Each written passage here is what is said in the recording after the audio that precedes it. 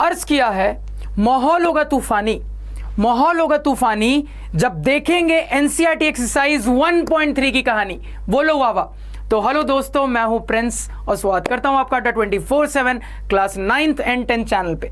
तो मैं हूं आप लोगों का मैथ्स मेंटोर और हम क्लास 10th की मैथमेटिक्स में अपना पहला चैप्टर रियल नंबर्स यहां पे देख रहे थे, जहां पे एनसीईआरटी सॉल्यूशंस की कहानी हम देख रहे थे। तो आज के लेक्चर में अपने एनसीईआरटी की एक्सरसाइज 1.3 को बिल्कुल डिटेल में बहुत ही अच्छे तरीके से डिस्कस करेंगे। तो बिना टाइम वेस्ट किए हुए लेक्चर को शुरू करते हैं। तो अपने क्लास 10th मैथमेटिक्स के फर्स्ट चैप्टर रियल नंबर्स की सारी कहानी को बिल्कुल डिटेल में कंप्लीट करने के बाद हम एनसीईआरटी सॉल्यूशंस पे आ चुके थे, जहां पे ऑलरेडी हमने एनसीईआरटी के एक्सरसाइज 1.2 को बिल्कुल डिटेल में सॉल्व कर लिया था। अब इसी सीक्वेंस को आगे बढ़ाते हुए अपने इस लेक्चर में एनसीईआरटी के एक्सरसाइज 1.3 को बिल्कुल डिटेल में सब कुछ समझते हुए डिस्कस करेंगे। तो बिना टाइम वेस्ट किए हुए लेक्चर की कहानी को शुरू करते हैं। तो सवालों पे जाने से पहले कुछ कंसेप्ट्स को रिवाइज कर लेते हैं, क्योंकि एक बार हमने इंपॉर्टेंट कंसेप्ट्स को रिवाइज कर लिया, उसके बाद सवालों की कहानी और मजेदार हो जाएगी, पढ़ने में और मजा आएगा। ध्यान से सुनिएगा। तो आपके मन में सबसे पहला डाउट यह आएगा कि सर ये बताइए, इस एक्सरसाइज के अंतर्गत हमें किस टाइप के सवालों को टैकल करना सीखना है। तो जवाब को ध्यान से सुनिएगा। सर यहां पे हमें प्रूव डैट वाले वो सवाल देखने हैं जो कि इर्रेशनैलिटी के कंसेप्ट पे बेस्ड होंगे।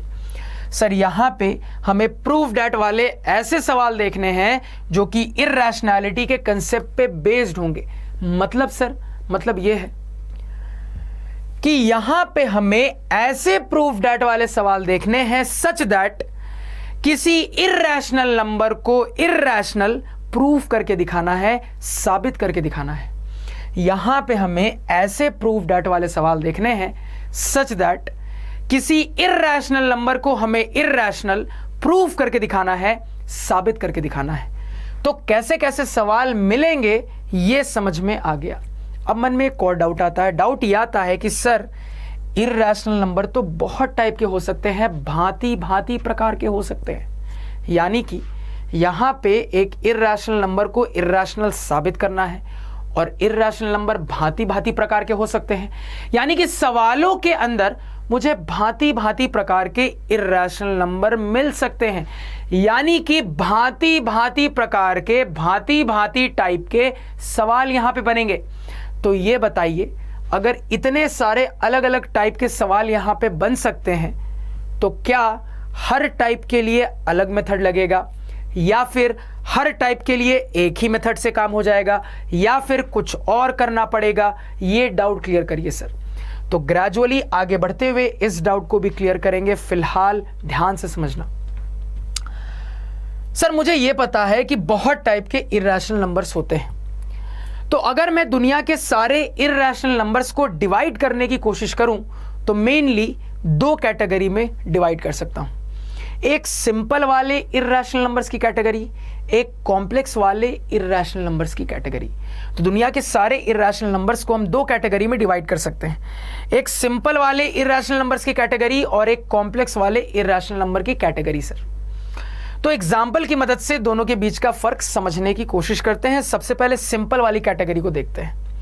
तो आपके सामने कुछ इर्रेशनल नंबर्स मैं लिखता हूं, जैसे कि √2, √3, √5, √7, √11, √13, √19।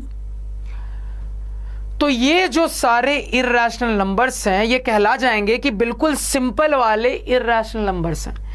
लेकिन यहीं पे अगर मैं कुछ इर्रेशनल नंबर्स को ऐसा लिखूं सर, 6√3 या फिर 5/√2 या फिर 8+√7 या फिर √11 -13 या फिर 2+3√5, तो ये जो सारे इर्रेशनल नंबर्स हैं सर, ये सिंपल वाली कैटेगरी के नहीं हैं, ये कॉम्प्लेक्स वाली कैटेगरी के कहला जाएंगे। तो दुनिया के सारे इर्रेशनल नंबर्स को या तो मैं यहां रख सकता हूं सर, या तो यहां रख सकता हूं।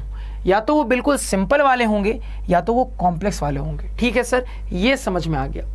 तो इस सब मेरा दिमाग चल रहा है कि यहां पे मुझे सवालों में अलग अलग टाइप के इर्रेशनल नंबर मिल सकते हैं, यानी कि या तो सवालों में सिंपल वाले इर्रेशनल नंबर दिखेंगे या तो सवालों में कॉम्प्लेक्स वाले इर्रेशनल नंबर दिखेंगे।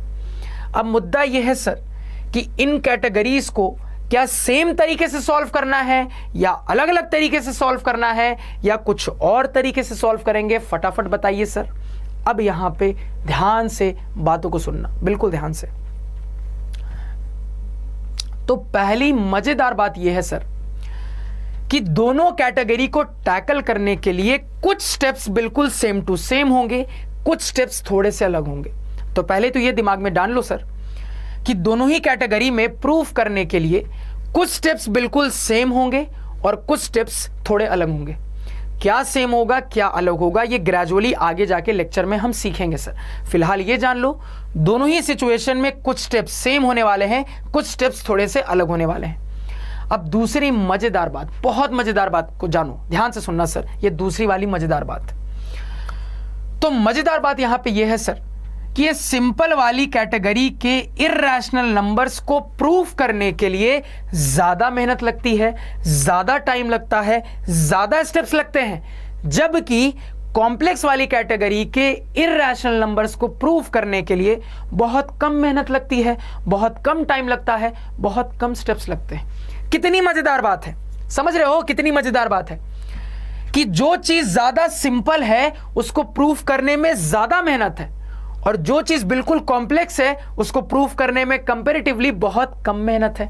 तो इस बात को भी दिमाग में रखिएगा।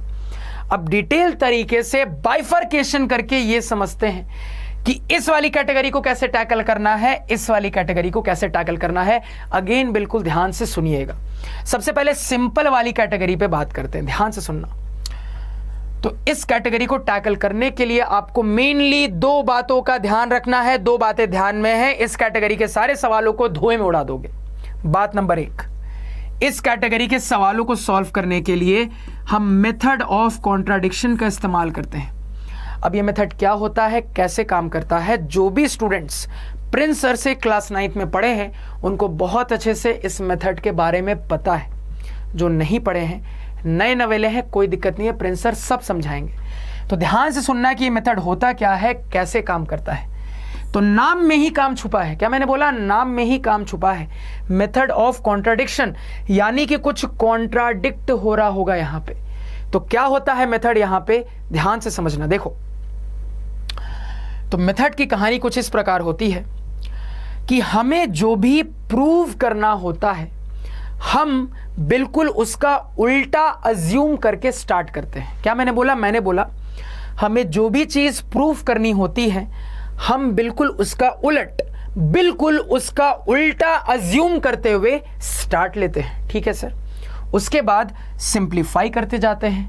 अब सिंप्लीफाई करते हुए एक ऐसे पॉइंट पे आ जाते हैं जहां पे हम खुद को ही कॉन्ट्राडिक्ट कर देते हैं, हम खुद को ही गलत साबित कर देते हैं। तो जो प्रूफ करना था उसका उल्टा अज्यूम किया, सिंप्लीफाई करना स्टार्ट कर दिया और एक ऐसे पॉइंट पे आ गए जहां पे खुद को ही गलत साबित कर दिया। यानी कि हमने क्या किया, हमने खुद को ही गलत साबित कर दिया सर। तो हमने कुछ उल्टा माना था और खुद को गलत साबित कर दिया। इससे यह पता चलता है कि सवाल जो बोल रहा था वो बात सही थी। यही है सिंपल लफ्जों में मेथड ऑफ कॉन्ट्राडिक्शन, कि जो भी प्रूफ करना है उसका बिल्कुल उल्टा अज्यूम किया और इस तरीके से कहानी को स्टार्ट किया, सिंप्लीफाई करते चले गए, एक ऐसे पॉइंट पे आ गए जहां पे खुद को ही कॉन्ट्राडिक्ट कर दिया, खुद को ही गलत साबित कर दिया, जिससे इनडायरेक्टली ये साबित हो गया कि सवाल जो बोल रहा था वो बात सही थी सर। यही है मेथड ऑफ कॉन्ट्राडिक्शन। अब यहां पे मेथड ऑफ कॉन्ट्राडिक्शन कैसे लगेगा जब सवाल समझाऊंगा, क्लियर कर दूंगा, निश्चिंत रहिए। ठीक है सर। अब दूसरी चीज यहां पे क्या ध्यान में रखनी है, तो एक बहुत इंपॉर्टेंट थ्योरम जो कि हमने फंडामेंटल थ्योरम ऑफ अर्थमेटिक के कंसेप्ट में सीखा था।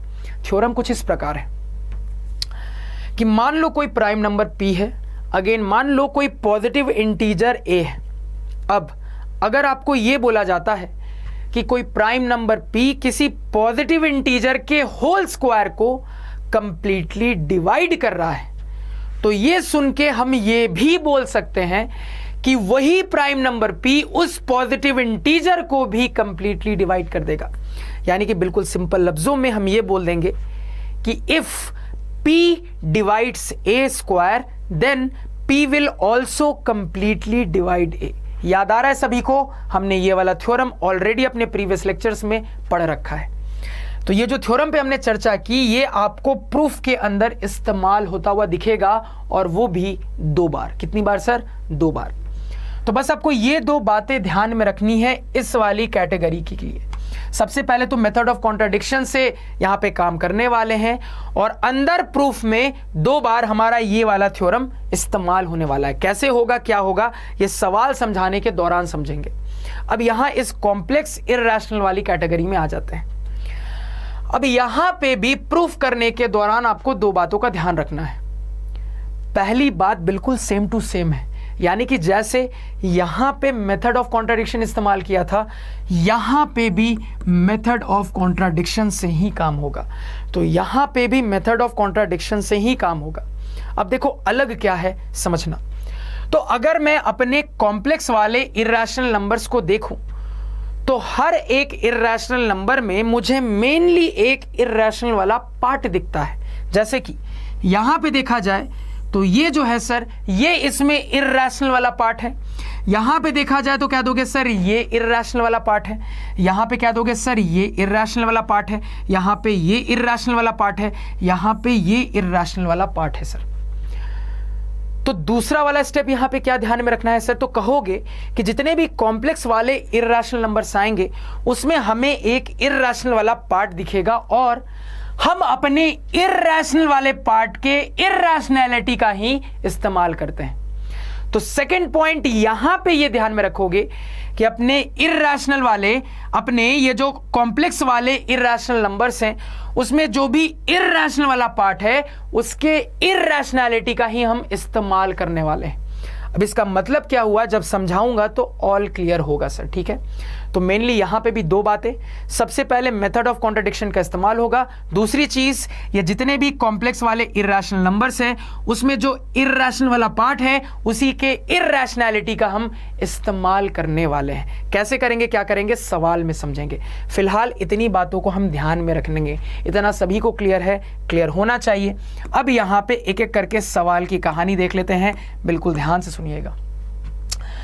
पहला सवाल एक्सरसाइज का, सबसे पहले सवाल को पढ़ लेते हैं। सवाल कह रहा है प्रूव दैट √5 इज इर्रेशनल। सवाल क्या पूछ रहा है सर, सवाल यहां पे कह रहा है साबित करके दिखाइए, प्रूफ करके दिखाइए कि √5 एक इर्रेशनल नंबर होगा। अब समझना, प्रूफ की कहानी देखते हैं, ध्यान से सुनिएगा। सबसे पहले बताइए कौन सी कैटेगरी का इर्रेशनल नंबर दिखा, कहोगे सर सिंपल वाली कैटेगरी का दिखा। ठीक है सर, सिंपल वाली कैटेगरी के लिए ये जानते हैं कि प्रूफ थोड़ा सा लंबा जाएगा, थोड़ा सा लेंदी जाएगा। ये जानते हैं कि 2 चीजों का ध्यान रखना है।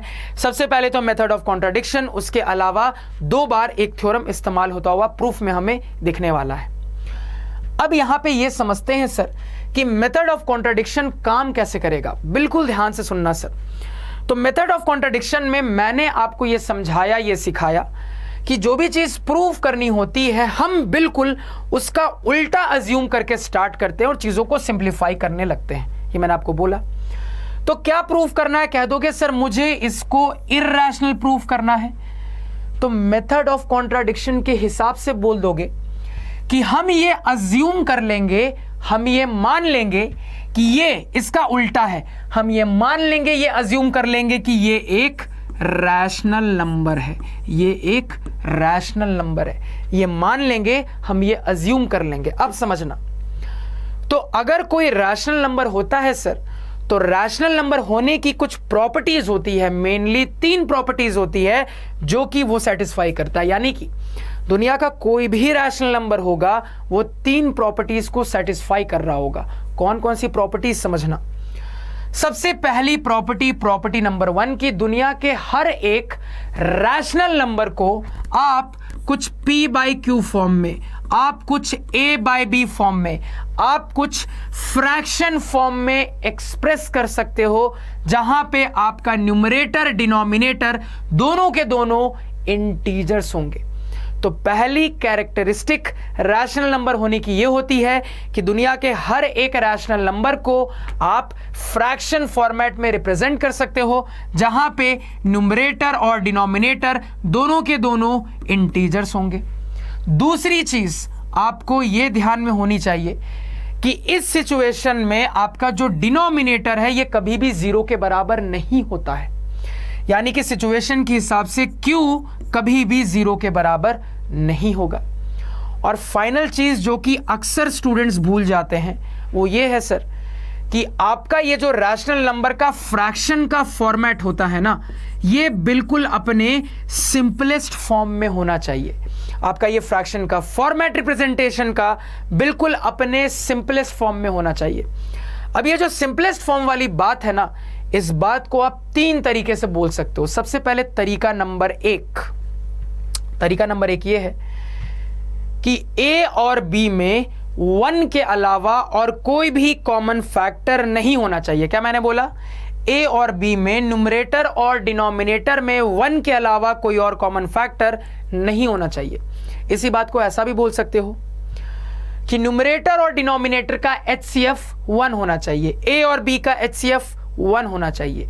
या इसी बात को आप ऐसा भी बोल सकते हो सर, ध्यान से सुनिएगा, कि न्यूमरेटर और डिनोमिनेटर आपस में को प्राइम पेयर बनने चाहिए, A और B मिलके को प्राइम का पेयर होना चाहिए। तो तीनों एक ही चीज बोलने के अलग अलग तरीके हैं सर। कुल मिला के तीनों से एक ही मीनिंग निकल के आता है। या तो आप ये बोल दो कि इनका HCF 1 के बराबर होगा, या तो आप ये बोल दो ये को प्राइम होंगे, या तो आप ये बोल दो कि दोनों के बीच में एक ही कॉमन फैक्टर होगा और वो होगा 1। तीनों का मतलब एक ही है सर। तो दुनिया का कोई भी रैशनल नंबर होगा तो वो इन तीनों कैरेक्टरिस्टिक को फुलफिल कर रहा होगा। सबसे पहली चीज कि आप उसको फ्रैक्शन फॉर्मेट में एक्सप्रेस कर सकते हो, जहां पे न्यूमरेटर डिनोमिनेटर दोनों इंटीजर्स होंगे। दूसरी चीज, डिनोमिनेटर कभी भी 0 के बराबर नहीं होगा। तीसरी चीज कि आपका ये जो फ्रैक्शन का फॉर्मेट है ये बिल्कुल सिंपलेस्ट फॉर्म में होना चाहिए सर। ठीक है, अब समझना। तो इसी लॉजिक को यहां पे लगाओ। तो अगर ये वाली चीज रैशनल नंबर हो गई है, यानी कि ये तीनों प्रॉपर्टीज फुलफिल होनी चाहिए। तो अगर ये तीनों प्रॉपर्टीज फुलफिल होनी चाहिए तो हम ये बोल सकते हैं कि ये जो चीज लिखी है √5 ये A/B के बराबर होगा, क्योंकि मुझे पता है कि दुनिया के हर एक रैशनल नंबर को हम फ्रैक्शन फॉर्मेट में रिप्रेजेंट कर सकते हैं, जहां पे हमारा A और B दोनों के दोनों इंटीजर्स होंगे। इसके साथ साथ डिनोमिनेटर B कभी भी 0 के बराबर नहीं होगा। इसके साथ साथ A और B बिल्कुल सिंपलेस्ट फॉर्म वाला फ्रैक्शन होगा, यानी कि HCF of A and B 1 के बराबर होगा। ऑब्वियस ही बात है सर, अगर रैशनल नंबर है तो सारी कंडीशंस को फुलफिल करेगा। अब आपका दिमाग चलना चाहिए कि सर ये जो मेथड ऑफ कॉन्ट्राडिक्शन है, इसमें आपने बोला कि जो भी प्रूफ करना होता है उसका उल्टा अज्यूम करके स्टार्ट लेते हैं, तो उल्टा अज्यूम करके स्टार्ट लिया। और आपने ये भी बोला सर कि जब हम सिंप्लीफाई करते हुए आगे जाते हैं तो खुद की ही बात को कॉन्ट्राडिक्ट कर देते हैं, खुद को ही गलत साबित कर देते हैं। तो हम खुद को ही गलत साबित कर देंगे। तो हमने रैशनल नंबर माना और खुद को ही गलत साबित करेंगे। अब मुद्दा यह है सर कि हम खुद को गलत कैसे साबित करेंगे। तो समझना सर, लॉजिक आपका चलना चाहिए कि हमने इसको रैशनल नंबर माना और आगे जाके हम गलत साबित होने वाले हैं, यानी कि जरूर इनमें से कोई प्रॉपर्टी आगे जाके फेल हो जाएगी, तभी तो ये वाली बात गलत साबित हो जाएगी। क्योंकि अगर रैशनल नंबर होगा तो तीनों कंडीशंस फुलफिल होनी चाहिए सर। तो आगे जाके अगर हम गलत साबित होने वाले हैं, इसका मतलब यह निकलता है कि तीनों में से कोई एक चीज आगे जाके गलत साबित हो जाएगी। अब मुद्दा यह है तीनों में से कौन सी चीज आगे जाके गलत साबित हो जाएगी। क्या दिमाग लगा सकते हो? तो आपका दिमाग बिल्कुल सटीक तरीके से यह चलना चाहिए कि सर आपने ये भी बोला कि यहां पे हमारा ये वाला थ्योरम इस्तेमाल होगा बीच में 2 बार कि if P divides A square then P must divide A। तो कंप्लीटली डिवाइड वाला यहां पे एक थ्योरम आ रहा है। तो ये थ्योरम अगर यहां पे फिट बैठाना है तो मेरा दिमाग चल रहा है कि जरूर ये वाली प्रॉपर्टी आगे जाके फेल हो रही होगी, ज़रूर ये वाली प्रॉपर्टी आगे जाके फेल हो रही होगी सर। ये मुझे पहले ही समझ में आ गया है, क्योंकि ये जो कंप्लीट डिवाइड वाला थ्योरम हम आगे जाके इस्तेमाल करने वाले हैं वो इसी से कनेक्ट हो सकता है और किसी प्रॉपर्टी से कनेक्ट नहीं हो सकता है। अब समझना बात को। तो ये वाली बात आगे जाके फेल हो जाएगी, ये वाली बात आगे जाके गलत साबित हो जाएगी। मतलब क्या है? मतलब ये है कि इस बात का मतलब ये था सर कि न्यूमरेटर और डिनोमिनेटर का बस एक ही कॉमन फैक्टर है, वो है 1। यानी आगे जाके ज़रूर ये साबित हो जाएगा कि न्यूमरेटर और डिनोमिनेटर का 1 के अलावा भी कोई कॉमन फैक्टर है। तो पहले ही समझ में आ गया है कि आगे जाके क्या होने वाला है। आगे जाके ये साबित हो जाने वाला है सर कि न्यूमरेटर डिनोमिनेटर ए बी का 1 के अलावा कोई और भी कॉमन फैक्टर है। इतना सभी को क्लियर हुआ? क्लियर होना चाहिए। और इस तरीके से हम खुद को ही गलत साबित कर लेंगे, जिससे ये साबित हो जाएगा कि सवाल सही बोल रहा था। अब इसी चीज को और अच्छे से समझते हैं, ध्यान से सुनिएगा। तो इनिशियल स्टार्ट ले लिया है, जो प्रूफ करना था उसका उल्टा अज्यूम किया। अब सिंप्लीफिकेशंस देख लेते हैं। तो यहां पे अगर सिंप्लीफिकेशन देखें तो क्या करेंगे सर? सिंप्लीफाई करने के लिए क्रॉस मल्टीप्लाई कर लेंगे। करते हैं, क्रॉस मल्टीप्लाई करेंगे तो ये हो जाएगा a बराबर √5b। अब ये जो इक्वेशन का फॉर्मेट आया है सर, इस फॉर्मेट में रूट वाला टर्म दिख रहा है। अब रूट वाला टर्म कैसे हटता है? तो मुझे बहुत अच्छे से पता है सर कि रूट वाला टर्म अगर किसी इक्वेशन में आ जाए तो हमेशा आपके सिंप्लीफिकेशन को टफ बना देता है। इसलिए हम कोशिश करते हैं कि रूट वाले टर्म को गायब कर दे, हटा दे। और रूट गायब करने के लिए हम क्या करना जानते हैं? तो हमने अपने क्लास 9 के कंसेप्ट से सीखा है कि रूट वाले टर्म को गायब करने के लिए हम करते हैं किसी चीज को स्क्वायर, क्योंकि स्क्वायर और स्क्वायर रूट एक दूसरे के जानी दुश्मन होते हैं, एक दूसरे को खत्म कर देते हैं। तो इस इक्वेशन के फॉर्मेट से अगर रूट वाला टर्म हटाना है मुझे करना पड़ेगा स्क्वायर। अब रूट वाला टर्म किधर है? इधर है सर। तो स्क्वायर भी किधर करेंगे? इधर करेंगे। लेकिन सतर्क हो जाओ। सतर्क इसलिए हो जाओ सर क्योंकि दुनिया इक्वालिटी मानती है, इक्वालिटी पे चलती है।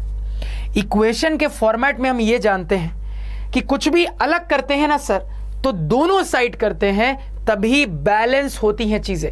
अगर एक साइड करेंगे तो बैलेंस नहीं हो पाएंगी। यानी कि किसी इक्वेशन के फॉर्मेट में अगर कुछ ऐड करना है तो दोनों साइड ऐड करना पड़ेगा, कुछ सब्ट्रैक्ट करना है दोनों साइड सब्ट्रैक्ट करना पड़ेगा, कुछ मल्टीप्लाई करना है दोनों साइड मल्टीप्लाई करना पड़ेगा, कुछ डिवाइड करना है दोनों साइड डिवाइड करना पड़ेगा। तो अगर स्क्वायर करना है तो दोनों साइड स्क्वायर करना पड़ेगा, तभी चीजें बैलेंस आउट होंगी, तभी लाइफ में इक्वालिटी मेंटेन रहेगी सर। ठीक है, मैथमेटिक्स में भी इक्वालिटी होती है।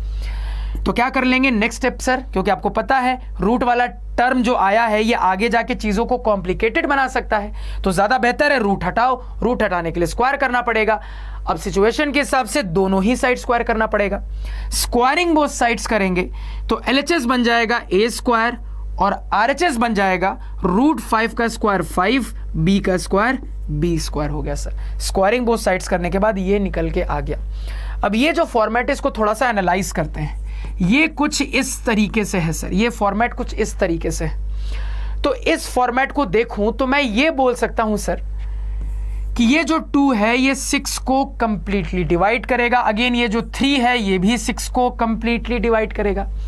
यानी कि कहीं पे भी अगर इस टाइप की चीज मुझे लिखी मिलती है तो ये कंप्लीटली डिवाइड वाली बात मैं बोल सकता हूं। यानी कि यहां पे मैं ये बोल सकता हूं सर कि 5a² को कंप्लीटली डिवाइड करेगा, b² a² को कंप्लीटली डिवाइड करेगा, ये मैं बोल सकता हूं। अब जरूरत के हिसाब से इन दोनों में से मुझे एक ही चीज का काम है, क्या समझना। तो यहां से मैं मेनली ये बोल सकता हूं सर कि 5a² को कंप्लीटली डिवाइड करेगा। और ये लिखने का तरीका ऑलरेडी मैंने आपको प्रीवियस लेक्चर्स में सिखा दिया था, बिल्कुल इसी लॉजिक से 5a² को कंप्लीटली डिवाइड करेगा। अब इसको देखते ही आपके दिमाग में हिट करना चाहिए थ्योरम, क्योंकि हमने थ्योरम देखा था कि अगर कोई प्राइम नंबर a² को कंप्लीटली डिवाइड कर रहा है तो वही प्राइम नंबर a को भी कंप्लीटली डिवाइड करेगा। तो अपने थ्योरम को अब हमें समझ में आ गया है, इस्तेमाल कर लेंगे। तो जैसे इस्तेमाल करेंगे तो यहां से कह सकते हैं कि चूंकि ऐसा है इसी वजह से 5 जो होगा ये a को भी कंप्लीटली डिवाइड करेगा। तो 5a को भी कंप्लीटली डिवाइड करेगा। यहां पे क्या कर लेंगे, अपने थ्योरम का स्टेटमेंट लिख लेंगे सर। अब समझना बात को।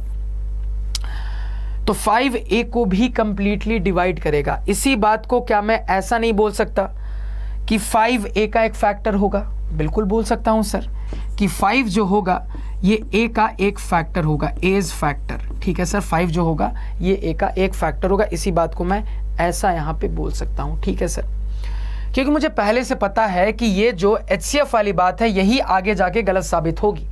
मतलब A और B का 1 के अलावा कोई और कॉमन फैक्टर आएगा। अब यहाँ पे A का 1 के अलावा एक फैक्टर 5 आ गया। अब यहीं पे दिमाग चल रहा है कि आगे जाके जरूर B का भी एक फैक्टर 5 आ जाएगा। सर यहीं पे दिमाग चल रहा है, अब समझना।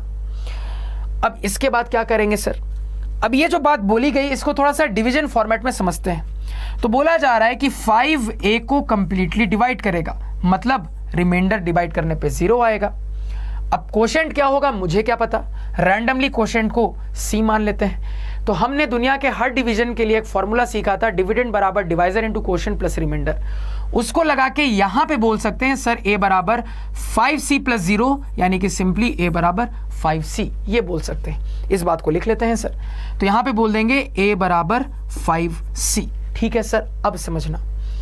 अब कहोगे सर कि a के लिए 1 के अलावा एक और फैक्टर ढूंढ लिया, अब b के लिए भी यही सेम फैक्टर ढूंढना है, क्या करें? तो ये मेरे पास इक्वेशन का फॉर्मेट है। अब आपका दिमाग चलना चाहिए कि आपको किसी तरीके से यहाँ पे b को फिट बैठाना पड़ेगा। अब b को कैसे फिट बैठाओगे? तो तुरंत आपका दिमाग चलेगा सर कि a और b को कनेक्ट करने वाली हम दो चीजें जानते हैं, एक ये वाली, एक ये वाली। a और b को कनेक्ट करने वाली हम ये दो चीजें जानते हैं सर, यानी कि इनकी मदद से हम a के बदले b को ला सकते हैं, और एक बार a के बदले b आ गया तो इस तरीके की बात b के लिए भी बोली जा सकती है। अब मुद्दा यह है सर कि a के बदले b यहां से भी लाया जा सकता है, यहां से भी लाया जा सकता है। इस्तेमाल किसको करें? तो आपकी खोपड़ी चलनी चाहिए कि अगर इसको इस्तेमाल करेंगे तो फिर से कहानी में रूट आएगा। अब आपको पता है सर रूट सिंप्लीफिकेशन डिस्टर्ब करता है, तो रूट हटाने के लिए फिर से स्क्वायर करना पड़ेगा, फिर सिंप्लीफाई करना पड़ेगा।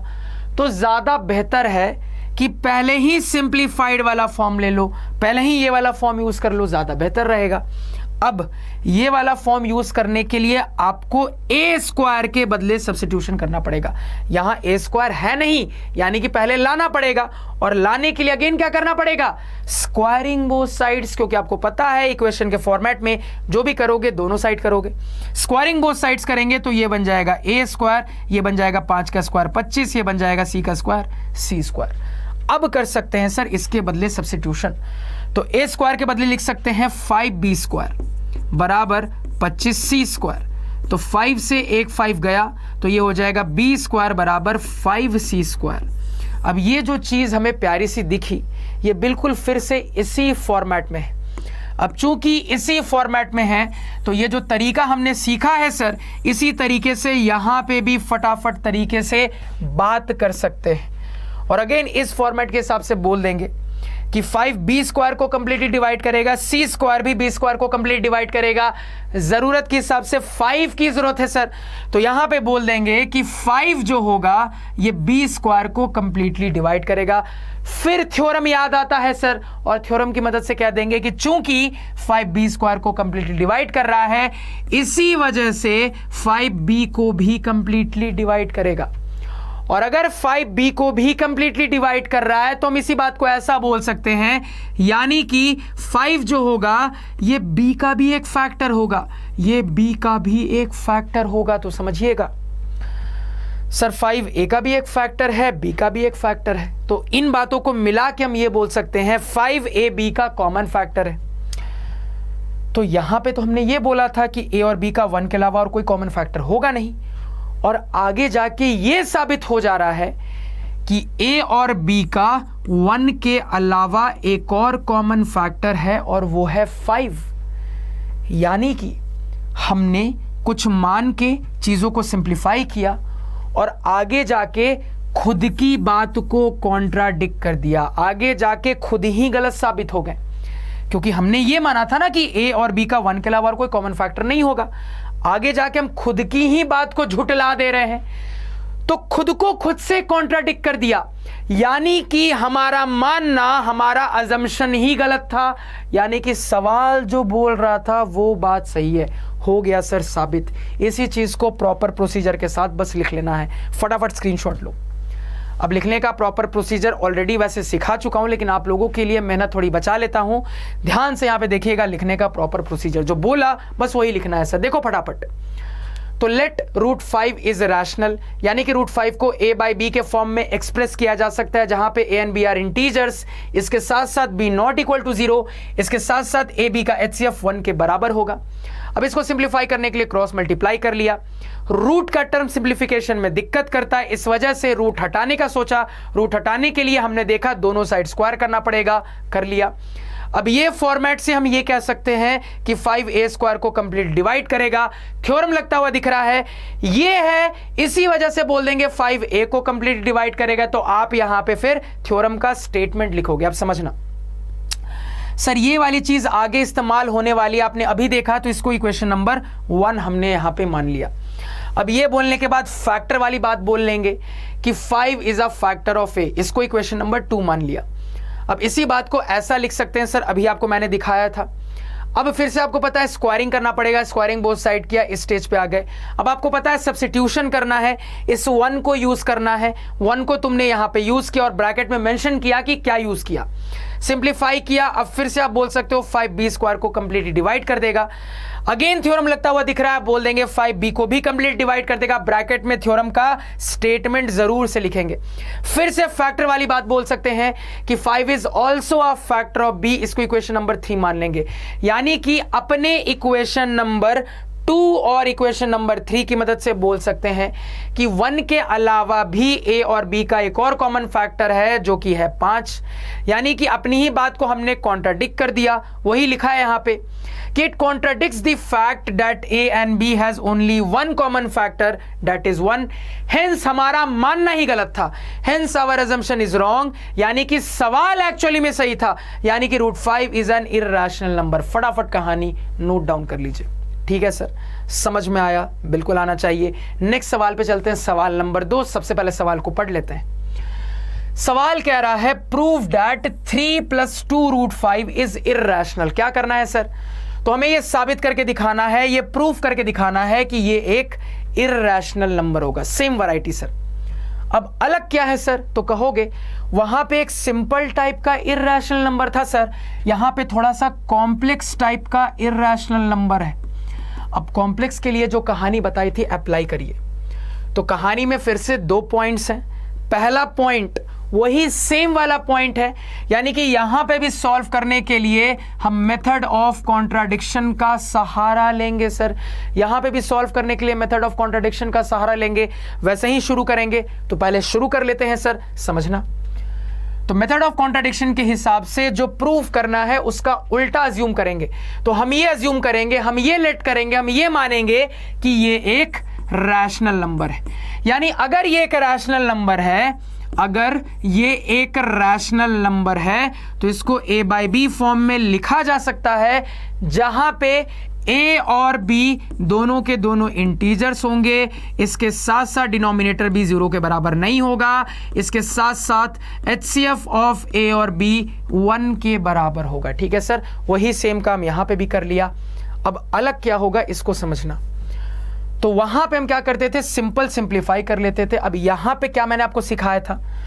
तो मैंने आपको बात यहां पे ये सिखाई थी सर कि आपके कॉम्प्लेक्स वाले इर्रेशनल नंबर में जो इर्रेशनल वाला पार्ट होता है सर, उस वाले पार्ट के इर्रेशनैलिटी का सहारा लेते हैं। अब इस चीज का मतलब यहां पे सीखते हैं, ध्यान से सुनना।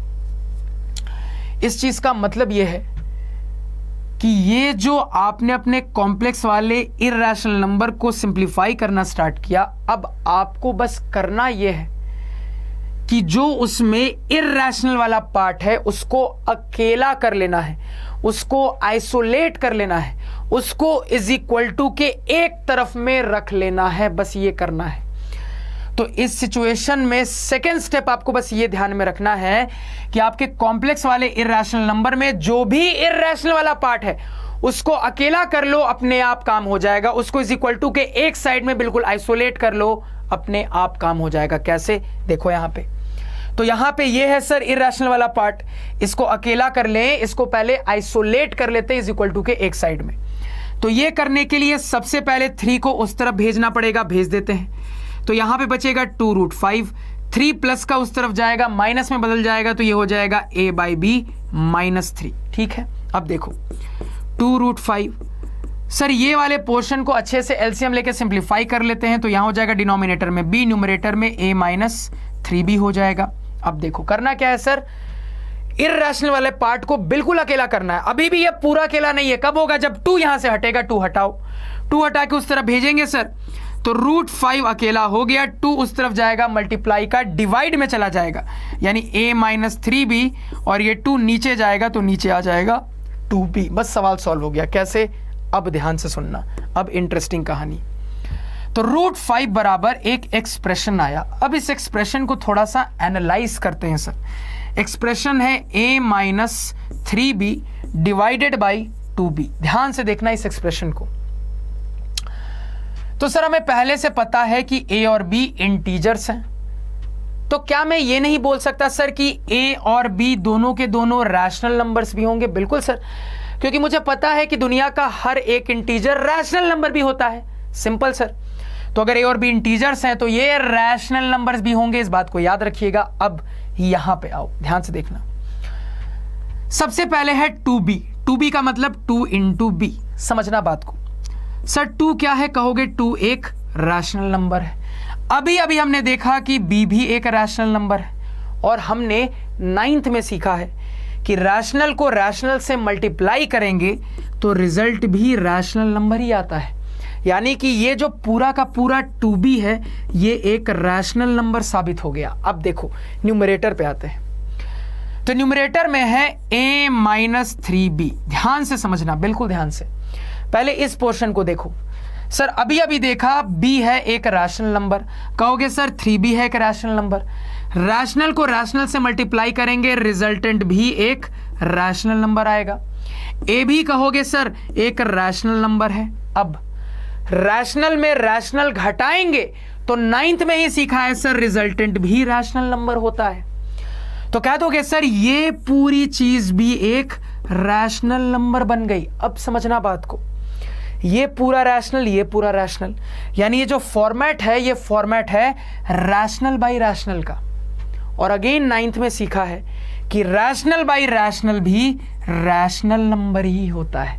तो क्या हो गया, ये पूरी चीज रैशनल नंबर साबित हो गई। और चूंकि ये इसके बराबर है यानी कि आपका √5 एक रैशनल नंबर साबित हो गया।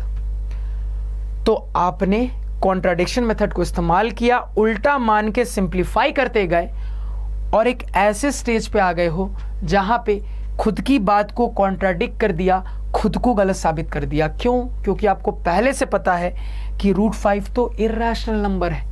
तो तुमने खुद की बात को गलत साबित कर दिया, खुद की बात को कॉन्ट्राडिक्ट कर दिया, यानी कि तुम्हारा अजम्पशन गलत था, यानी कि सवाल शुरुआत से सही था, यानी कि एक्चुअली में ये एक इर्रेशनल नंबर ही है सर। तो यही जो बोला है इसी को अच्छे तरीके से लिख लेना है, दैट्स इट। इतना कर लोगे पूरे नंबर मिल जाएंगे। तो प्रॉपर प्रेजेंटेशन का तरीका देख लेते हैं, ध्यान से सुनना। पहले इसका स्क्रीनशॉट ले लो। अब देख लो यहाँ पे प्रेजेंटेशन जो बोला वही लिखा है sir. Let this B rational, यानी कि इसको मैं a/b फॉर्म में एक्सप्रेस कर सकता हूं जहां पे a and b are integers, इसके साथ साथ b नॉट इक्वल टू 0, इसके साथ साथ HCF ऑफ ab बराबर 1। अब इसको सिंप्लीफाई करने के लिए रूट वाले पोर्शन को अकेला करते हैं। वो करने के लिए जो भी नेसेसरी स्टेप्स होंगे वो हमने ले लिया, अकेला कर दिया। अब ये वाला जो पार्ट आता है इस पार्ट को एनालाइज करना भी देखा है सर। तो जो बात जैसे जैसे लिखी थी ना वही यहां पे लिख दी कि ये पूरी चीज रैशनल, ये पूरा डिनोमिनेटर रैशनल, और overall rational by rational rational ही होगा, यानी कि ये पूरी चीज आपकी रैशनल साबित हो गई।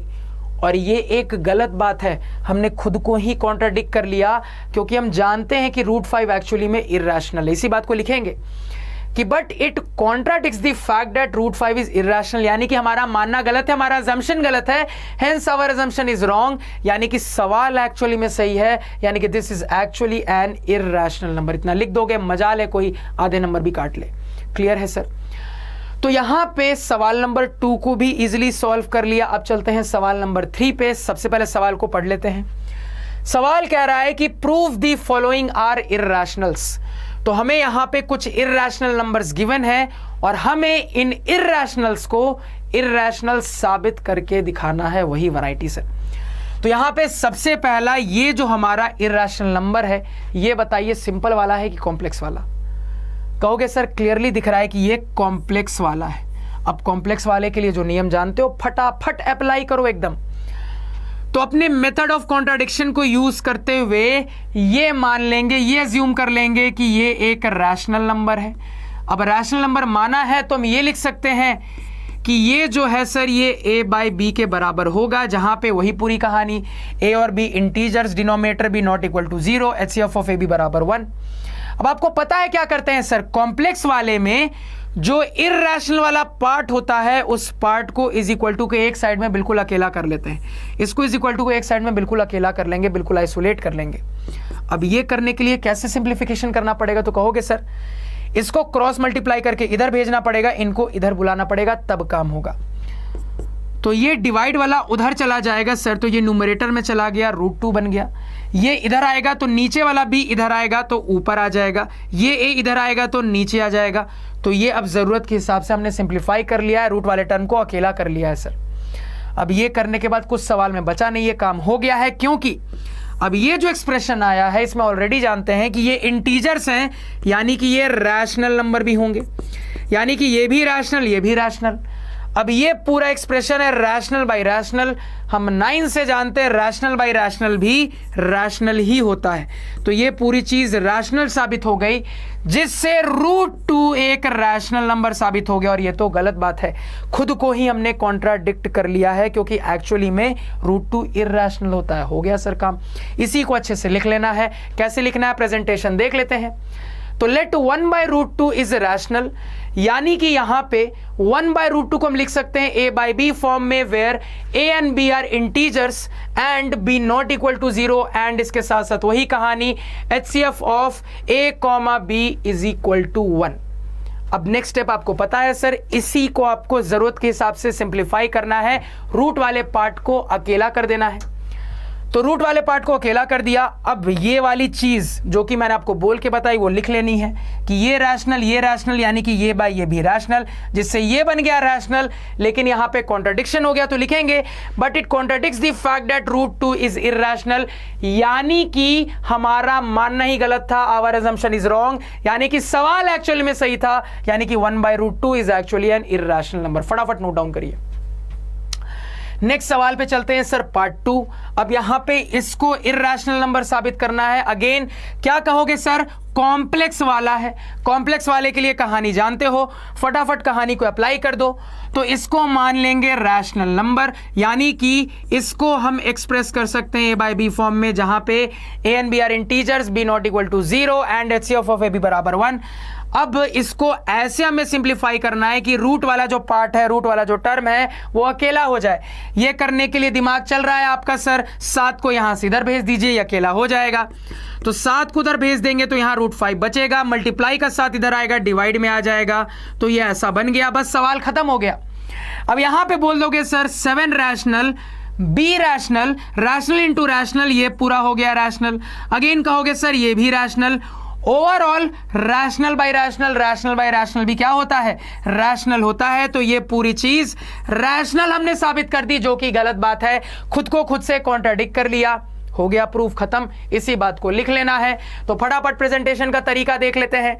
तो लेट 7√5 बी रैशनल, देयरफॉर 7√5 बराबर a by b, where a and b are integers, इसके साथ साथ b नॉट इक्वल टू 0, इसके साथ साथ HCF ऑफ ab बराबर 1।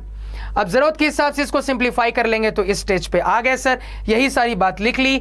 और यहां लास्ट में कि it contradicts the fact that √5 is irrational, यानी कि हमारा असम्पशन रॉन्ग है, हमारा assumption is wrong, therefore it is actually an irrational number. फटाफट स्क्रीनशॉट लीजिए। अब यहां पे अपने एक्सरसाइज के आखिरी सवाल पे आ चुके हैं सर, ध्यान से सुनिएगा। अगेन इसको इर्रेशनल साबित करना है। दिख रहा है सर फिर से कॉम्प्लेक्स वाला है, कहानी जानते हैं। कहानी के मुताबिक इसको रैशनल नंबर मान लेंगे। रैशनल नंबर मानने का मतलब है कि इसको हम लिख सकते हैं a बाई बी फॉर्म में, जहां पे n b are integers, b not equal to 0 and HCF of a b बराबर 1। अब आपको कहानी पता है कि इसमें जो रूट वाला पार्ट होता है उसको अकेला कर लेते हैं। अकेला करने के लिए दिख रहा है 6 को उधर भेज दीजिए, तो अकेला हो गया सर। 6 उधर भेज देंगे, √2 बचेगा, 6 उधर जाएगा तो a बाई बी प्लस 6 उधर जाके -6 बन जाएगा।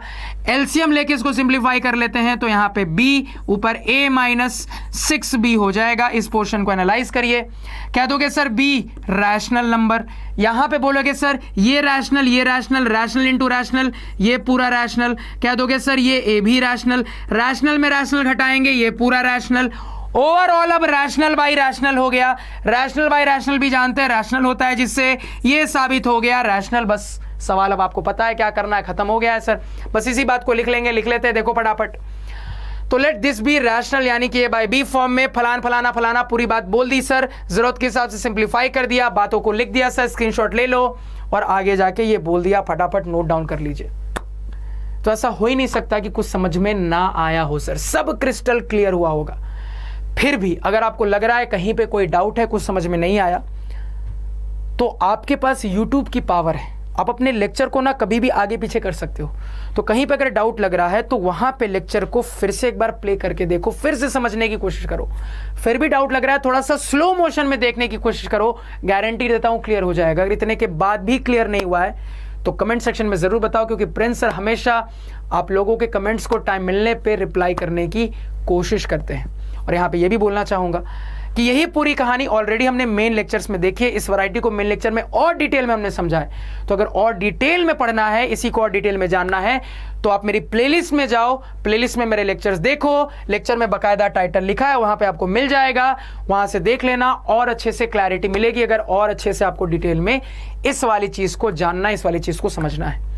तो उम्मीद करता हूं लेक्चर को तुम लोगों ने एंजॉय किया होगा। तो अगर एंजॉय किया है तो लेक्चर को शेयर करिए अपने फ्रेंड्स के साथ, लेक्चर को ज्यादा से ज्यादा लाइक करिए, बताइए कि एक ऐसे फैकल्टी हैं जो कि आप लोगों के लिए इतनी ज्यादा मेहनत करते हैं। और चिंता नहीं करिए, अभी बहुत कुछ आने वाला है। अभी इसके कंपटीशन लेवल के सवाल आने वाले हैं लाइव सेशंस में, PYQs आने वाले हैं लाइव सेशंस में, उसके अलावा ट्रिग्नोमेट्री रिकॉर्डेड फॉर्म में जाने वाली है। तो बहुत सारी चीजें आप लोगों के लिए प्लान्ड है, परेशान बिल्कुल नहीं होना है। कल का लेक्चर, नेक्स्ट लेक्चर ट्रिग्नोमेट्री का होगा, तैयार रहिएगा। पैरेलली लाइव सेशंस भी होते रहेंगे सर, आपको बता दिया जाएगा, ठीक है सर। और इस वीक कुछ धमाकेदार जुगलबंदी भी होने वाली है सर। तो बहुत कुछ आपके लिए प्लान्ड है यहाँ पे। तो यहाँ पे अब इस लेक्चर के साथ विदा लेते हैं, मिलेंगे सर नेक्स्ट लेक्चर में अगली कंसेप्ट के साथ। तब तक के लिए सायोनारा, टाटा, बाय बाय।